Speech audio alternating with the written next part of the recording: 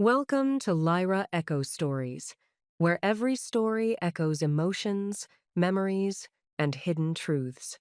Step in and feel the echo of every tale. You know you were in an accident, right? I wanted a son. My father said that to my face in front of 31 relatives, 6 Budweisers deep. Standing on the lawn, my mother planted every hydrangea bush by hand. The smoke from his new Weber grill curled up behind him like a halo he didn't deserve. Aunt Carol dropped her paper plate. Potato salad hit the grass. 31 heads turned. Nobody breathed.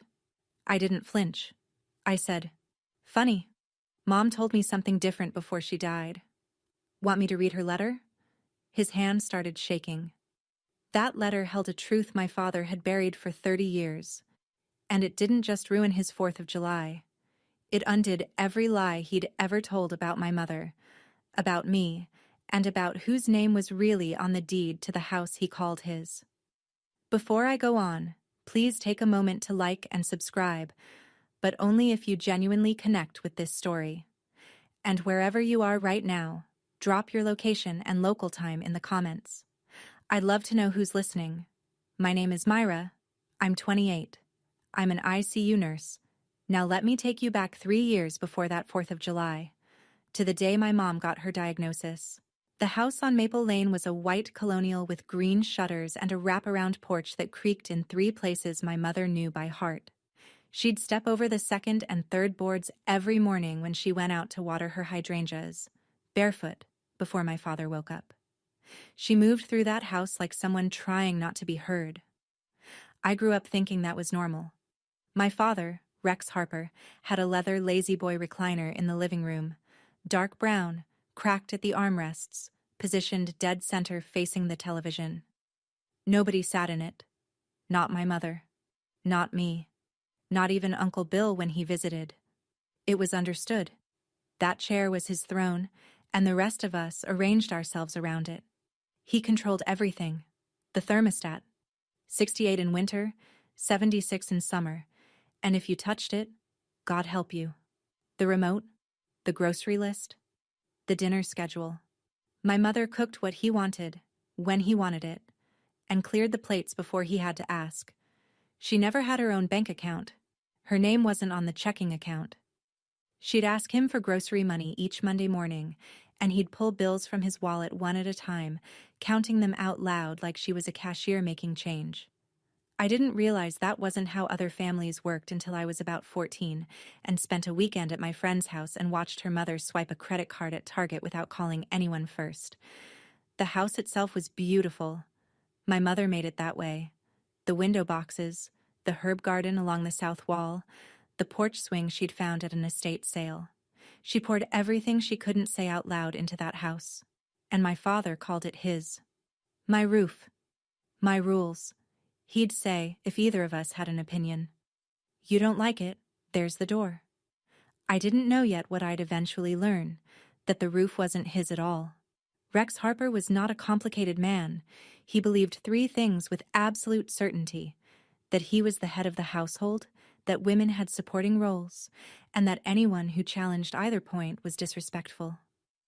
"What do women know?" was his refrain. He said it at dinner when my mother suggested they refinance. He said it at Thanksgiving when his cousin Linda brought up politics. He said it to me when I told him I'd been accepted into the nursing program at State. "Nursing, so you'll be emptying bedpans. Great career for a girl, I guess." My mother never argued.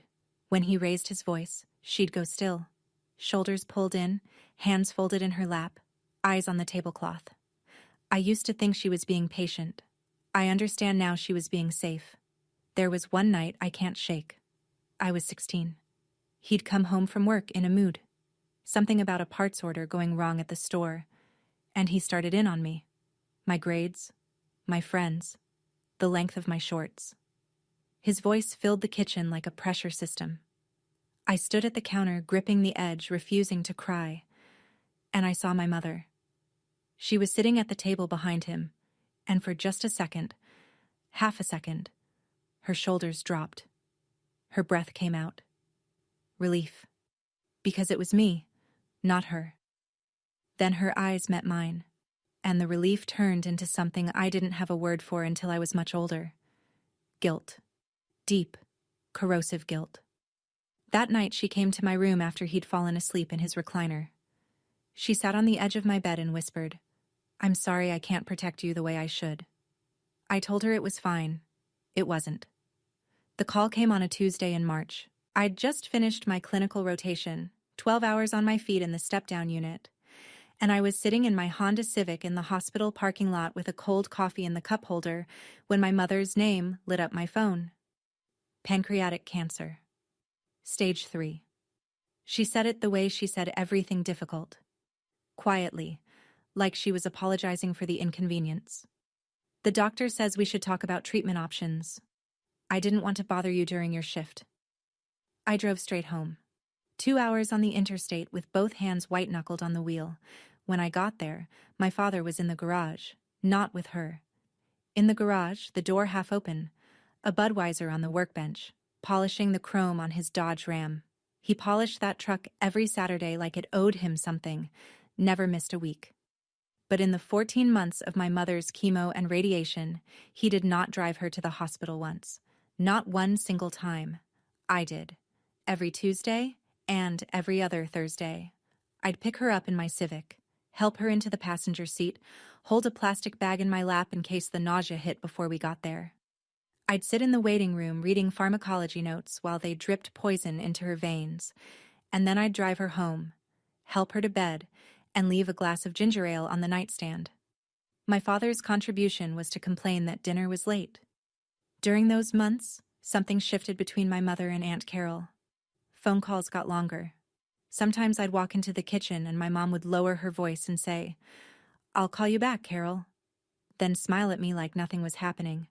I figured they were just being sisters. I had no idea they were building something. My mother died on a Sunday in October. The hospice nurse said it was peaceful, and I believed her, because I was holding my mother's hand when it happened, and I felt the exact moment she stopped gripping back. My father was downstairs watching football. I handled the funeral, the phone calls, the flowers, the obituary in the county paper. Rex sat in his recliner and told people he was too broken up to function, and they believed him because he'd perfected the role of grieving husband the way some men perfect a golf swing, with practice and no actual feeling underneath. 5 months later, he introduced Donna. She showed up at a Sunday dinner wearing a white cashmere sweater and heels that clicked on my mother's hardwood floors. She sat in my mother's chair at the table, the one nearest the kitchen, the one my mother had sat in for 30 years. And Rex didn't even blink. He carved the roast like it was a celebration. Donna Kessler, 40, real estate agent, blonde highlights and a smile that calculated square footage. After dinner, Rex slid a manila folder across the table to me. "Just some administrative paperwork for your mom's estate. Lawyer stuff. Sign where the tabs are, and we'll be done with it." I was exhausted. I was grieving. I was 25 years old and I'd just spent 14 months watching my mother disappear. I signed most of the pages without reading them. There were about 8 or 9 forms. I got through 6 or 7, and then my pager went off. Night shift. ICU. A patient coding. I left the last pages unsigned and told him I'd finish next week. One of those unsigned pages was a quitclaim deed. I didn't know it then. The expired power of attorney form I'd signed by accident? It was already void. Rex just didn't realize it. Rex didn't waste time. Within weeks of that dinner, the phone calls started. But not to me. To everyone else. Uncle Bill got the first one. Then Cousin Patty. Then the neighbors on Maple Lane. Then the women at my mother's old church group. Rex's version of the story went like this. His daughter, whom he'd raised and sacrificed everything for, had abandoned him in his grief. Wouldn't call. Wouldn't visit. Wouldn't even come to dinner. The truth was, I worked 4 night shifts a week and spent my days off sleeping or crying in my apartment. But truth doesn't travel as fast as a victim story told by a man with a deep voice and good timing. Uncle Bill texted me on a Wednesday night at 11 p.m., right after I'd lost a patient. My hands still smelled like nitrile gloves. The message read, "Your dad is alone, Myra. He lost his wife. Don't be selfish." Then a follow-up 2 minutes later, a link to an article titled When Adult Children Abandon Aging Parents, a Growing Crisis. I stared at my phone in the break room and felt something I hadn't felt since I was 16. That old, familiar shrinking, like I was the problem. I typed a response, deleted it, typed another, deleted that too. What do you say to an uncle who's known you your whole life but has never once asked for your side of the story? I called Uncle Bill the next morning and tried to explain. The shifts, the exhaustion, the fact that Rex had never once visited me. Bill listened for about 45 seconds and then said, "He's your father, Myra. You only get one." After that, I stopped trying to explain. There's a difference between people who don't understand and people who don't want to. I didn't know yet that Rex was building toward something specific. That the Whisper campaign wasn't grief. It was strategy. I went back to the house on Maple Lane in April to pick up a box of my mother's things I'd left in the upstairs closet. Old photo albums, mostly, and a scarf that still smelled like her Chanel No. 5. The front door was unlocked. I let myself in and stopped 3 steps past the threshold. The living room looked the same. Rex's lazy boy, the TV on mute, beer cans on the side table. But something was different in the air. A different perfume. Something sweet and synthetic. I went upstairs. My parents' bedroom door was open. The wedding photo that had hung above the dresser for as long as I could remember. My mother in a simple ivory dress, laughing, her hand on my father's chest, was gone. The nail was still in the wall. In its place, Donna had hung a framed print of a beach sunset. My mother's vanity, the oak one with the oval mirror, the one she'd sit at every morning to put on her lipstick even when she was too sick to leave the house, was covered in Donna's things. Brushes, compacts, a bottle of Victoria's Secret body mist where my mother's Chanel No. 5 used to be. Donna appeared from the master bathroom in a terrycloth robe, toweling her hair. She looked at me without surprise. "Oh, your dad said you wouldn't mind." I heard Rex's voice from the bottom of the stairs. "Myra, quit snooping. This isn't your room anymore." I almost left. Almost just took my box and drove away. But I passed through the living room on the way out. And there on the coffee table, tucked under a TV guide, was a folder with a real estate logo on it, Donna's agency. Inside, a comparable market analysis for 414 Maple Lane.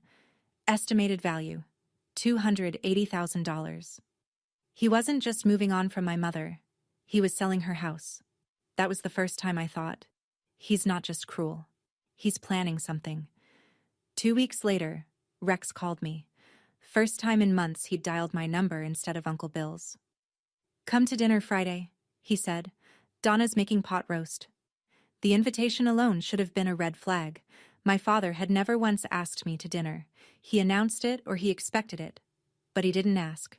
I went anyway. The table was set for 3. Donna had put out cloth napkins and a candle. Staging, I realized later, like she was showing a house. The pot roast was fine, the wine was cheap. My father was on his best behavior, which meant he only interrupted me twice. After the plates were cleared, Rex reached behind his chair and produced another manila folder. Same kind as before. He placed it between us on the table, square to the edge, like it was nothing. "The lawyer said we missed one form from last time. Just transfers the property title into my name for estate management. Standard stuff." I opened the folder. 1 page. The heading read, "Quitclaim deed." Below it, in plain language, transfer of all right, title, and interest in the real property at 414 Maple Lane from estate of Ellen Whitmore Harper to Rex A. Harper. I read it twice. Donna appeared at my elbow with a pen. "It's really standard, Myra. I see these all the time in real estate." I looked at my father. He was watching me with that expression I'd seen 1,000 times, the one that meant do what I say and don't ask questions. "I need to have my own lawyer look at this," I said. His jaw tightened. "Lawyer? You don't trust your own father?" "If it's just paperwork," I said, "then there's no rush. I'll have someone look at it." I took the quitclaim deed, put it in my bag, and drove straight to Aunt Carol's house. Carol Whitmore lived in a brick ranch house 12 miles outside of town, the kind of place that smelled like coffee and tax returns. She was a CPA, had been for 25 years, and her kitchen table had seen more W-2s than family dinners. She opened the door before I knocked, like she'd been expecting me. I put the quitclaim deed on her oak kitchen table, the same table I would later learn, where she and my mother had sat 2 years before my mother died, signing documents of their own. Carol picked up the form. Read it once. Her face went still. Not surprised. Something worse. Confirmed. He's trying to take the house, she said. Then she looked at me. Myra, the house was never his. She said it simply, the way she said everything. Carol didn't do drama, she did facts. Your mother bought that house with inheritance money from your grandparents, the Whitmores, $180,000. The deed is in her name, Ellen Whitmore Harper. Rex's name is not on it. It was never on it. I stared at her. 30 years my father had called that house his. 30 years, Carol continued. Your mother made a will, a real one, with a lawyer, Richard Avery, downtown. The house goes to you. It's already been through probate. It's yours, Myra. It's been yours since your mother died. I couldn't speak. Carol gave me a moment. Then she stood, walked to the filing cabinet in her home office, and came back with a sealed envelope. Cream-colored, my mother's handwriting on the front, in her careful cursive, for Myra, when she's ready. Your mother left this too, Carol said. She told me to give it to you when you needed it. I think you need it. I held the envelope with both hands. Read it when you're ready, Carol said. But don't read it alone. I didn't open it that night. I sat in my car in Carol's driveway for 20 minutes, engine off, holding the letter my mother had written for me from the other side of death, and I thought about every time my father had said my house, my rules, and how my mother must have sat there listening, knowing the truth, saying nothing. She couldn't fight him while she was alive, so she fought him on paper. The next morning, I called the law office of Richard Avery. His receptionist put me through in under a minute, which told me he'd been briefed. He had a calm, deliberate voice, the kind of man who read every line before signing anything, which was exactly what my mother had needed. Ms. Harper, I've been expecting your call, honestly, for about a year now.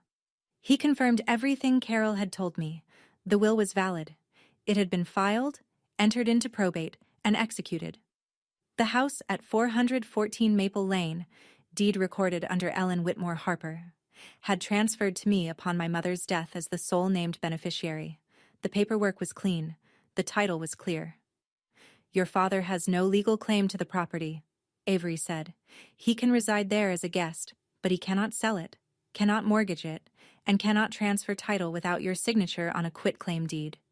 Which, I assume, is why you're calling. I told him about the form Rex had handed me. Avery paused. Then, I should tell you something else.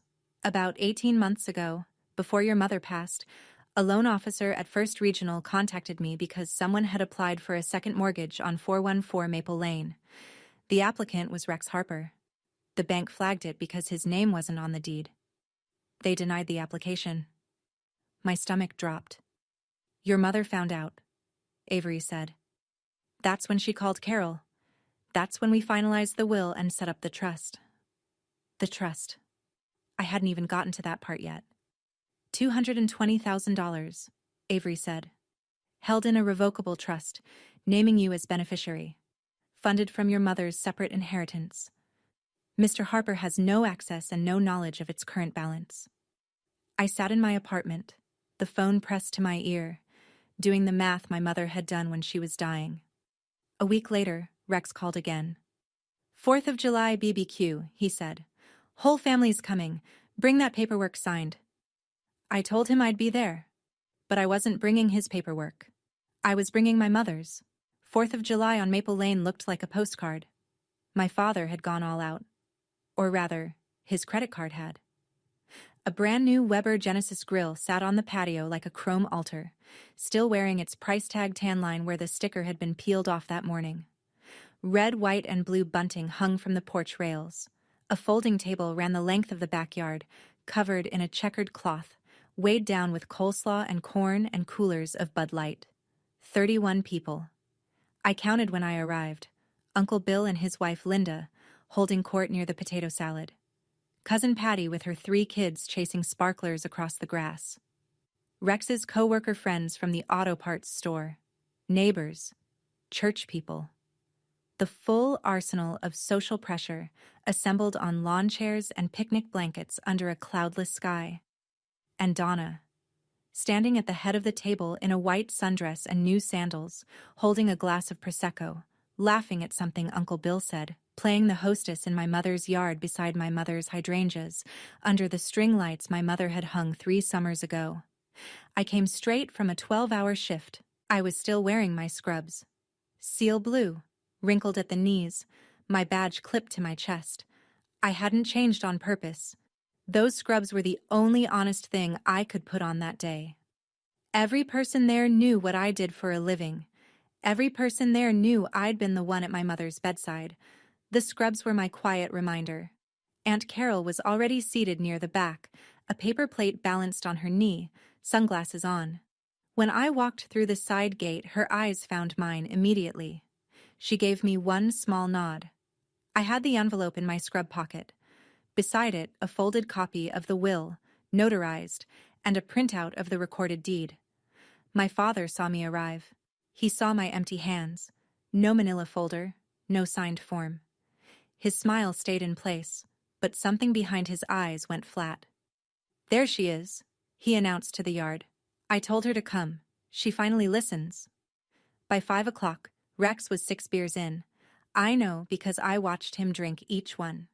It's a reflex from the ICU. You count inputs and outputs. You track vitals. You note the moment a patient crosses a threshold. My father crossed his threshold around beer number 4, when his voice shifted from conversational to performance. He'd positioned himself near the grill, the center of gravity, where people came to him. He flipped burgers with one hand and gestured with the Budweiser in the other, telling stories louder than they needed to be told. Old stories. Stories about his glory days managing the store, about the truck he'd restored in 2004, about the time he'd told off a county inspector. Man stories. The kind that started with I and ended with everyone else being wrong. Around beer 5, he started in on family. "You know," he said, loud enough for the nearest cluster of lawn chairs to hear. "I always thought I'd have a boy. Somebody to take over. Teach him the business, pass something down." He shook his head, smiling like he was telling a joke. Didn't work out that way. A few people chuckled politely. Donna refilled his cooler from behind, sliding another can into his hand like she was loading a weapon. Uncle Bill leaned in from his Adirondack chair. "Yeah, a son would have been something." I was sitting at the far end of the table, on one of those low aluminum folding chairs, the kind they keep stacked in garages for overflow guests. It put me about 6 inches below everyone else. I ate my potato salad slowly and I didn't respond. Rex looked over at me. I saw it happen. The way a drunk man talks himself into something. He straightened up. He cleared his throat. He took a long pull of beer number 6. And then he said it. "You know you were an accident, right?" He said it standing. He said it facing me. He said it at a volume that cut through every side conversation, every child's laugh, every pop of a distant firecracker. "I wanted a son." The yard went silent the way a room goes silent when glass breaks. Not gradually, but all at once, like someone had pulled the plug on the noise. 31 people, every single one of them looking at me. My Aunt Carol's paper plate hit the ground. Potato salad, a scoop of coleslaw, a deviled egg. All of it in the grass. She didn't pick it up. She just stood there, her hand still in the shape of holding something. Rex wasn't done. "But your mother insisted on keeping you." He tilted his beer toward me like a pointer. "And look how you turned out. A nurse who can't even afford her own apartment." Somebody's kid asked for a sparkler. Nobody answered. Then Donna stepped forward from behind Rex, and I saw what she was carrying. The manila folder. The quitclaim deed. and a pen. A silver ballpoint. Expensive looking. The kind agents give clients at closings. "Honey," Donna said, her voice dropping into that soothing register real estate agents use when they want you to ignore the foundation cracks. "Your dad just needs you to sign this so he can take care of the house. It's what your mom would have wanted." She placed the folder and the pen on the table in front of me, right next to my paper plate, like it was dessert. Rex turned to the crowd. "This is a family matter," he said. "My daughter's been difficult about some basic estate paperwork. I just need a signature. That's it." Uncle Bill, from his chair. "Just sign it, kid. Don't make this harder than it needs to be." A woman I barely recognized, some second cousin of my father's, murmured, "Poor Rex. He just wants to keep the house." 31 pairs of eyes, some sympathetic, some uncomfortable, some looking at their shoes. I looked at the pen. I looked at the paper. I looked at my father, standing in the yard my mother had planted, wearing the confidence of a man who had never once been told no by the women in his life. And I felt the envelope in my scrub pocket, pressing against my ribs like a second heartbeat. I picked up the pen. I need you to understand. I picked it up. I held it between my fingers and I looked at the line where my name was supposed to go, and for one terrible second I understood my mother completely. Because this is what it feels like. This is what she lived with every single day. The weight of 31 stairs. The math your body does before your brain catches up. If I just sign, this stops. If I just agree, the silence goes away. If I just give him what he wants, I can leave and breathe and never think about this table again. I understood in that moment how my mother had spent 30 years saying yes to a man who never deserved it. Not because she was weak, because the cost of no was a room full of people deciding you were the problem. Rex watched me hold that pen, and I saw it. A flicker of victory in his eyes. He thought he had me. He thought the pressure and the crowd and the beer-soaked cruelty had done what it always did. "Don't embarrass me in front of the whole family, Myra," he said, quieter now, leaning in. Almost gentle. The way he'd say it to my mother when she hesitated. A cousin shifted in his lawn chair. Someone's toddler whined. The charcoal in the grill popped. I held that pen for 5 full seconds. And then I put it down. I set it on the table, parallel to the quitclaim deed, precisely and deliberately, the way I set instruments on a surgical tray. No. One word. No volume behind it. No tremor. Just the flattest, cleanest syllable I'd ever spoken. Rex blinked. "Excuse me. I'm not signing this. Not today. Not ever." The yard stayed silent, but the quality of the silence changed, from shock to something else. Anticipation. My father's face went the color of the charcoal in his grill, not red with embarrassment, red with fury. The kind I knew from childhood. The kind that used to make my mother disappear into the kitchen and close the door softly behind her. "You ungrateful..." He caught himself. Recalibrated. Looked at the crowd, then back at me. "You're just like your mother. Useless and stubborn." He said it louder than he needed to, because Rex always needed witnesses when he was right. "Your mother didn't leave anything behind worth talking about. A vanity table and some dead flowers. That's her legacy. And you..." He jabbed a finger in my direction. "You're standing here making a scene because you can't bring yourself to do one simple thing for the man who raised you." Donna touched his arm. "Rex, maybe we should..." "Quiet." He shook her off without looking at her. Donna's hand dropped. She took a half step back. Uncle Bill sat motionless in his Adirondack chair.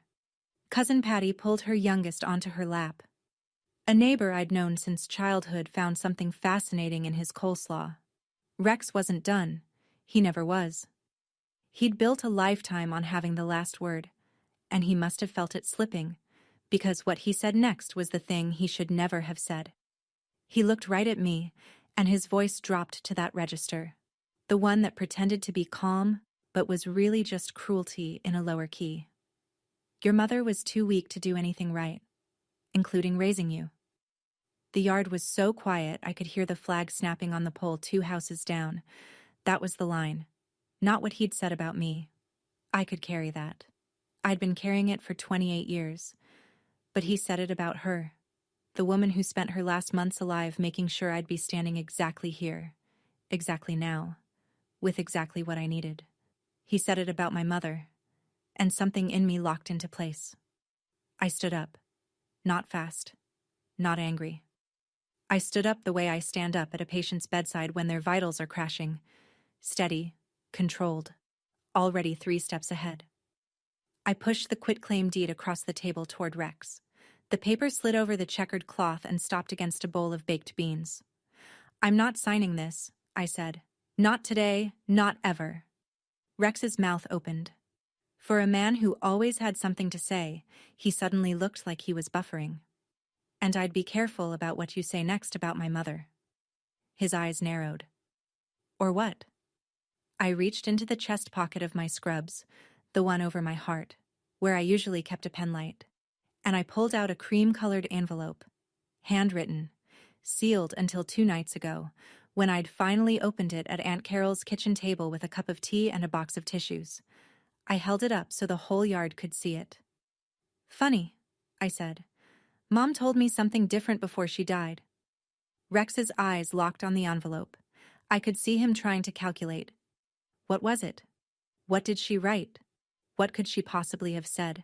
"Want me to read her letter?" The yard held its breath. Rex's right hand, the one holding the Budweiser, started to tremble. Not a lot. Just enough. The aluminum can made a tiny crinkling sound in the silence. He knew. He didn't know what was in it. But he knew his wife. And he knew that a woman who'd been silent for 30 years doesn't write a letter unless she has something to say. I didn't wait for permission. I slid my finger under the flap. It had already been opened and resealed with a piece of tape from the night I'd first read it at Carol's, and I unfolded the pages. 3 sheets of cream stationery, front and back, in my mother's careful cursive. The handwriting was steady, not the handwriting of a sick woman. Not yet. Rex took a step toward me. "Give me that. Whatever your mother wrote, she wasn't in her right. She wrote this 2 years before the diagnosis, Rex." That was Aunt Carol. She hadn't moved from her spot near the back, but her voice carried across the yard like it had been waiting for this exact frequency. "I was there when she wrote it. I watched her sign it." Uncle Bill turned in his chair. "Carol? What's going on?" Carol didn't answer him. She was looking at Rex. Rex stopped walking. He looked from Carol to me, then to the letter, then back to Carol. His tongue moved across his lower lip. A nervous habit I'd noticed 1,000 times, always just before he lied. "This is ridiculous," he said. "Ellen didn't—" "You had your speech, Dad." I kept my voice flat. I see you flat. The voice I use when a family member is screaming and I need them to hear me without raising my volume. "Now it's Mom's turn." Donna stood 3 feet behind Rex, clutching her Prosecco glass with both hands. She looked like a woman watching the open house fall through. I looked down at the first page. A breeze came through the yard. Warm, smelling like charcoal and cut grass and someone's sparklers. And it fluttered the edges of the stationery in my hands. 31 people leaned forward without realizing it. I began to read. "My sweet Myra," I read aloud, and my voice only broke on the second word.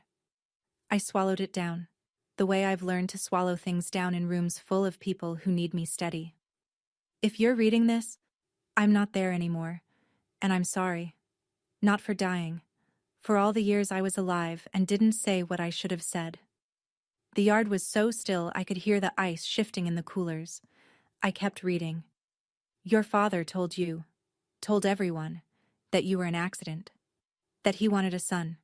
He's said it so many times that I think he believes it now. But I need you to know the truth. Because the truth is the only thing I have left to give you." Rex said, "Myra, that's enough." I didn't look up. "I wanted you, Myra. I wanted you more than I have ever wanted anything.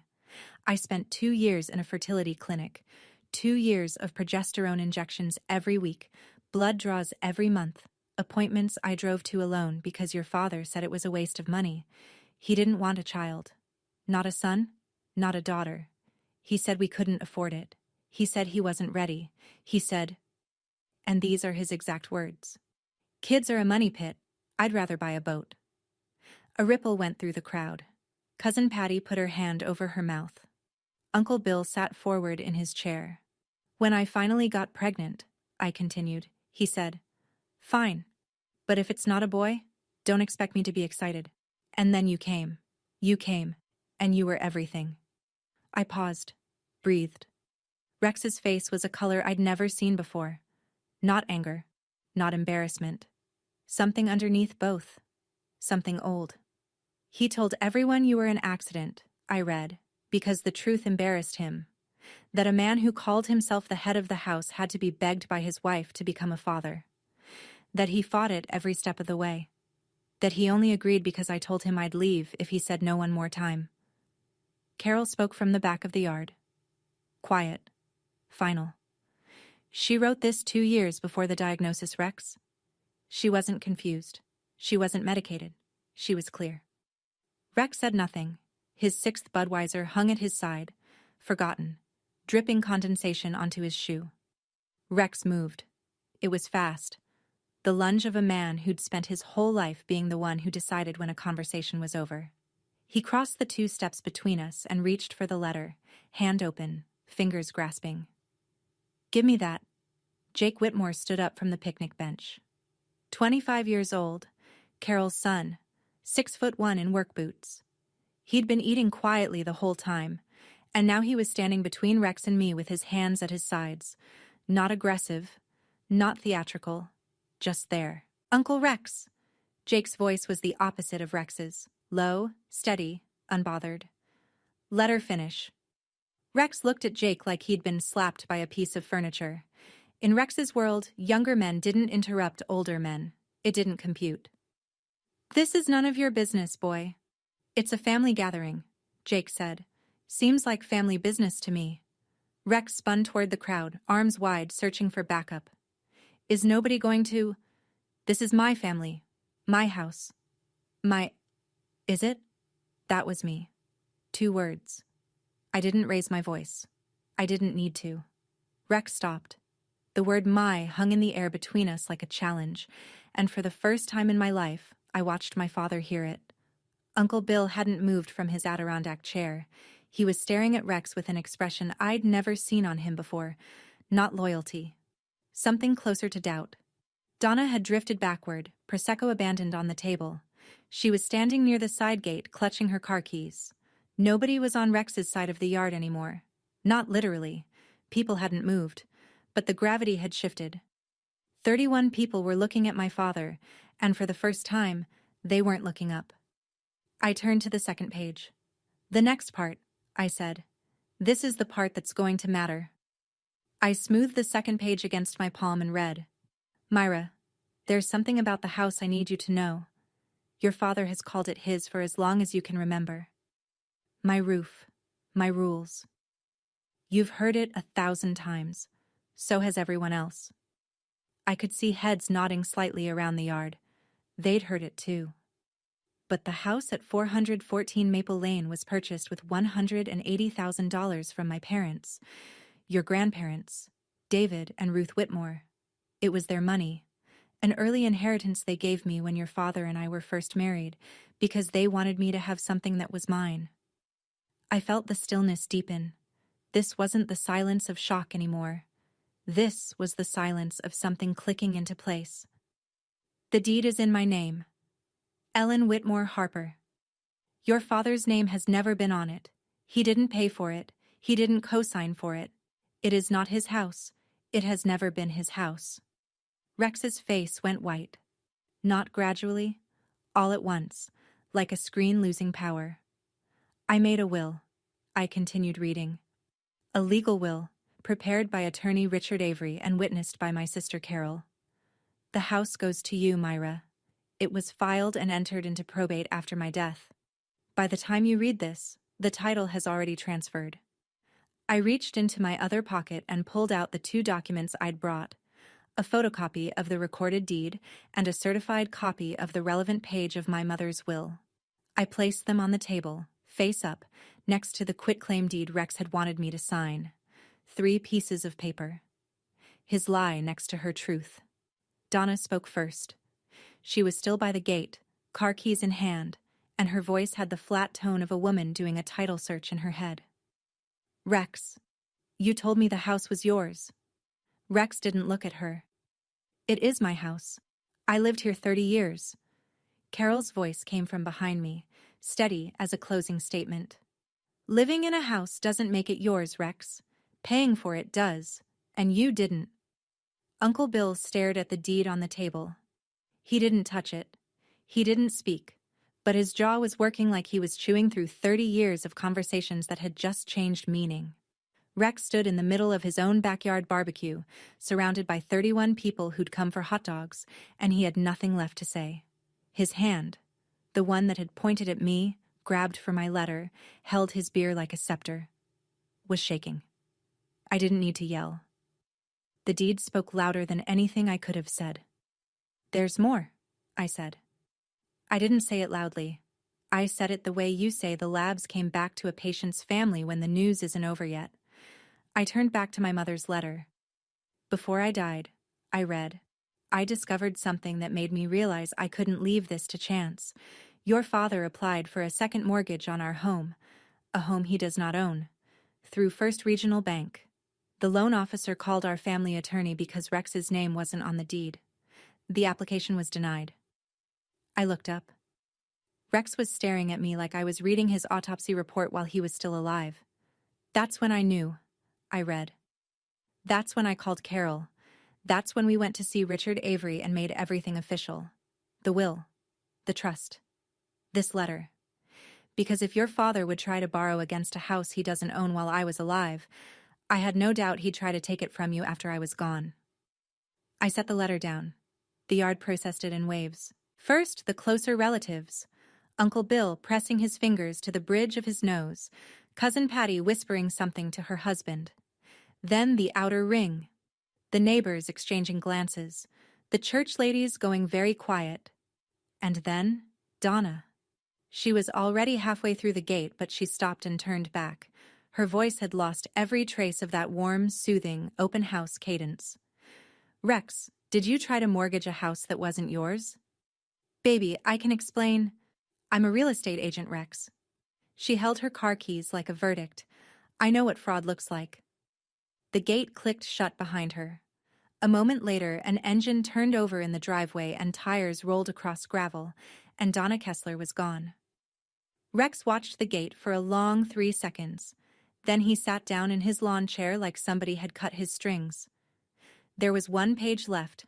I almost didn't read it. The first 2 had done the work. The facts, the evidence, the architecture of a lie dismantled in public. But the last page wasn't about property or mortgages. It was about something harder. My hands trembled for the first time all afternoon, not from fear, from grief. I have one more thing to say, I read, and this one is for me, not for him. The crowd didn't move. Somewhere on the next block, someone set off a bottle rocket. It whistled and popped, and nobody flinched. I spent 30 years married to your father, and I never once said no to him. I never argued. I never raised my voice. I never left, even when I should have. I told myself it was for you, that I was keeping the family together. But the truth is, I was afraid. My voice cracked. I let it. The thing I'm most ashamed of, the thing that keeps me up at 3 a.m. when the pain medication wears off, is that every time he yelled at you instead of me, some part of me was relieved.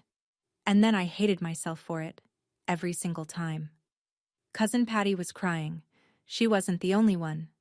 Uncle Bill stood from his chair, walked to the edge of the patio, and stopped there with his back to everyone, hands in his pockets, head down. I can't change what I did and didn't do, I read. But I can give you what I never had. The house is yours.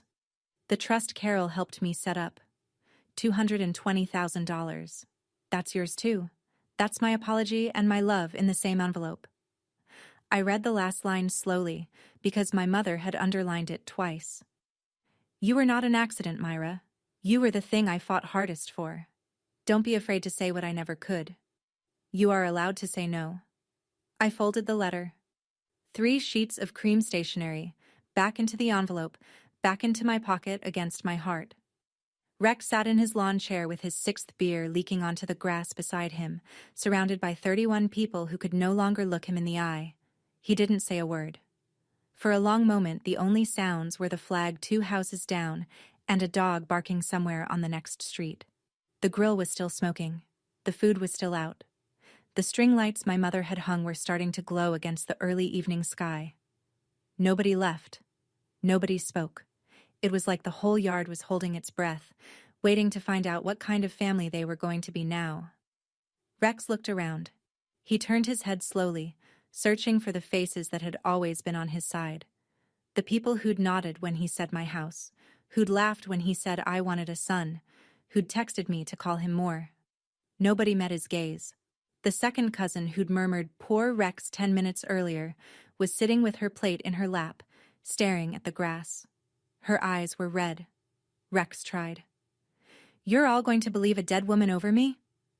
It landed like a stone in a pond. Ripples, then silence. Nobody answered. Jake said from the picnic bench without heat, "We're going to believe a notarized will and a property deed, Uncle Rex."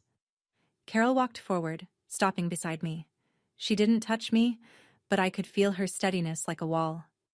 "Rex," she said, "Richard Avery has all the original documents. I'd suggest you contact your own attorney." A pause. "You're going to need one."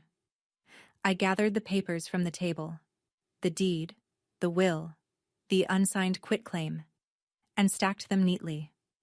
I tucked the letter back into my scrub pocket. I pushed in my chair. Then I said the last thing I was going to say to my father at that table. "I'm not selling this house. I'm not signing anything. And I'm not asking for your permission." I looked at him once more.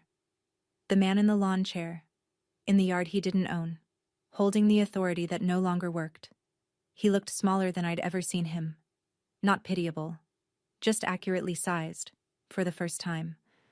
I walked out through the side gate. Carol and Jake followed. Behind me, 31 people sat with their paper plates and their sparklers and the ruins of a story they'd believed for 30 years. Here's what happened next, because I know you're wondering. Richard Avery sent a formal letter to Rex the following Monday. Certified mail, return receipt requested. It stated, in plain legal language, that the property at 414 Maple Lane was owned by Myra Ellen Harper, pursuant to the last will and testament of Ellen Whitmore Harper, that the decedent's estate had been fully administered through probate, and that Rex A. Harper was occupying the property without legal right. He was given 60 days to vacate. Standard. By the book. No theatrics. Rex didn't hire a lawyer. I don't think he could afford one. The credit card debt alone was $38,000. I learned this later from Uncle Bill, who'd seen a statement on Rex's kitchen counter. Add the auto loan on the Dodge Ram, plus whatever he'd spent on the Weber Grill and Donna's dinners, and the life of a man pretending to be richer than he was, and there was nothing left. The house he'd tried to sell, estimated at $280,000 by Donna's own market analysis, had never been his to sell. The second mortgage he'd tried to take out had been denied because his name wasn't on the deed. The quitclaim deed he'd tried to get me to sign would have been the only way to make any of it work, and I hadn't signed it. His entire plan had depended on one thing, his daughter being too afraid to say no. Donna stopped answering his calls within a week. Blocked his number by the end of the month.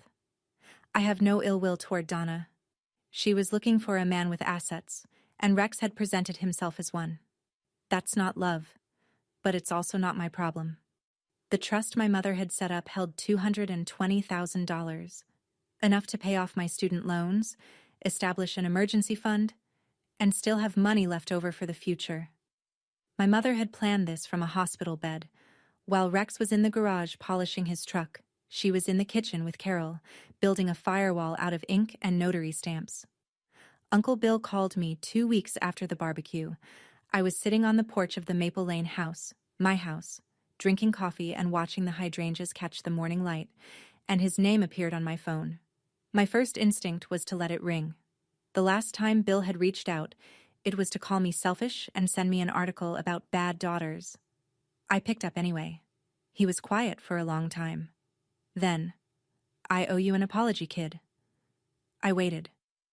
I believed everything he told me, that you wouldn't visit, that you didn't care, that he was doing this all on his own. A pause. "I just found out from Carol that you were the only one who took your mother to chemo, every appointment, for over a year. And Rex told me," he looked me in the eye and told me, "that you refused to help." I closed my eyes and felt the familiar ache of a lie that had done its damage long before the truth arrived. "He told me a lot of things," Bill said. "About the house, about your mother, about everything. And I believed him, because he's my brother, and I'm sorry." "Thank you, Uncle Bill," I said. "That means more than you know." He cleared his throat. "One more thing. A few months back he asked me to co-sign a personal loan, $20,000. I said no because it didn't feel right." A tired laugh. "I guess now I know why." Before he hung up, he said the thing that mattered most. "Your mom would have been proud of you, Myra." I sat on that porch for a long time after that call.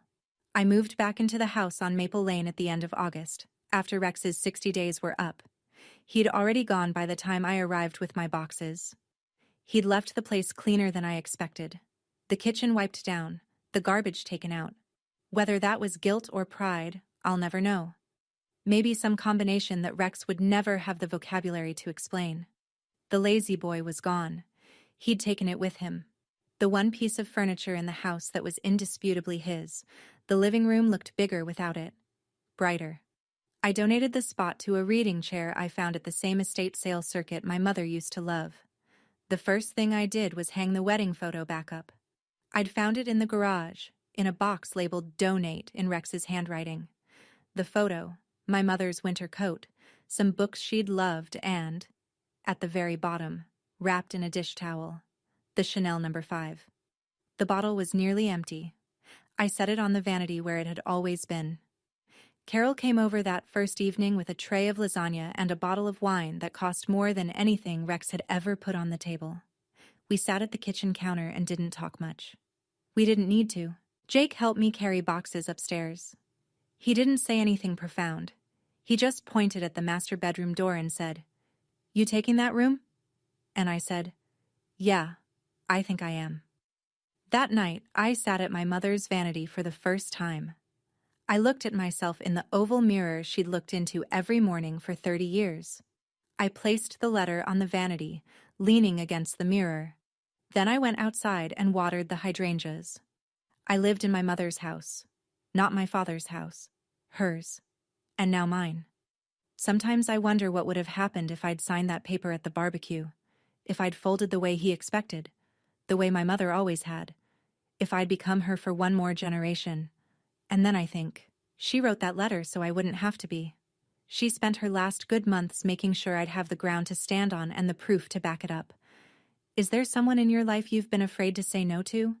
Someone who's been telling your story for you, louder than you can tell it yourself? I'd love to hear about it in the comments. 6 months after the barbecue, I got an update on Rex from Uncle Bill. He'd moved into Bill's spare bedroom. He was working extra shifts at the auto parts store. Still assistant manager. Still resentful about it, but now without the safety net of a house he'd never owned to fall back on. Bill said Rex spent most evenings in the spare room watching TV on a small screen he'd brought from Maple Lane. He didn't talk much about the barbecue. He didn't talk much about anything. Donna had blocked him on everything. Phone, email, social media. She'd moved on to a new listing and, presumably, a new man with a verified deed. I can't say I blamed her. Rex hadn't called me. Not once in 6 months. I hadn't called him either, but I wanted to be clear about something. I didn't tell him he could never reach out. I didn't slam a door. I said what I'd needed to say, and then I waited. If he calls, I told Carol one Sunday over coffee, I'll answer. But he has to start with the truth. The real truth, not the Rex Harper version.